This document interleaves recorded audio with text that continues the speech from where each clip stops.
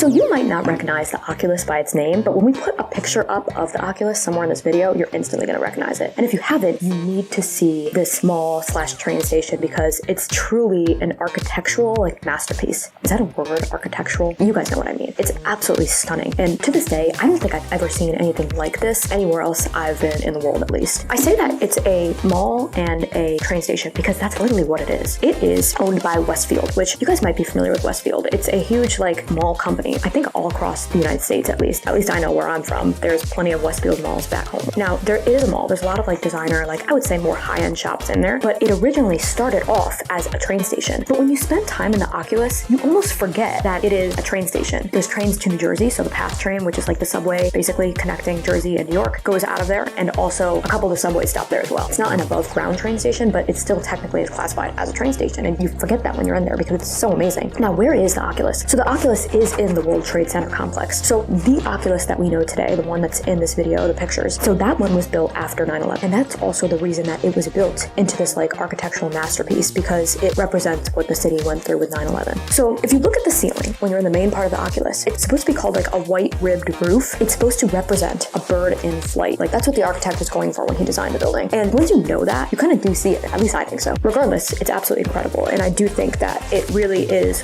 what the city needed after 9/11. Now, this train station did exist before that, but it wasn't the mall that it is today, obviously. So it really has come a long way. Now, the architect that created this design actually bid against many other architects who were also putting in designs for what this building was going to be, and this architect's design won and became what the Oculus is today. So you can find a lot of quick spots to eat in the Oculus. When it comes to dining in the Oculus, there's only going to be one location, and that's going to be Italy. So Italy's downtown location is in the Oculus. It's not in the main part of the Oculus, so you're going to have to kind of walk to the side more if you're going south, so you're going to have to walk that direction. But if you're in the Oculus, you'll see signs pointing to it. That's going to be the only place directly in the Oculus that has dining. Now, Italy's downtown location, I'm going to have a separate video on that. It is smaller than the Flatiron one. The Flatiron is their main location, but there is, at the time of this video, there's 3 restaurants in the Italy downtown one. All of them are fantastic. I love Italy so much, one of my favorite spots. So I do recommend all of them. That's going to be more fine dining, sit, dine, eat. But the Oculus is connected to another shopping center called Brookfield Place. So they're connected with an underground tunnel that you'll see if you go right past the PATH trains. You'll see where that tunnel is taking you. That's going to be Brookfield Place. Technically, it's considered a separate structure, but they're connected. There is more dining in Brookfield Place side. So if you're looking for sit-down dining, just walk on over to Brookfield Place if you're not interested in Italy, if you want something else. I definitely recommend that everybody see the Oculus at some point because it's just truly incredible. I think that the architecture is just something I've never seen before. And actually, the Oculus is actually recognized as one of the top train stations when it comes to architecture in the world. I want to say it was top 5 list. I need to check that again. It might be top 10, but I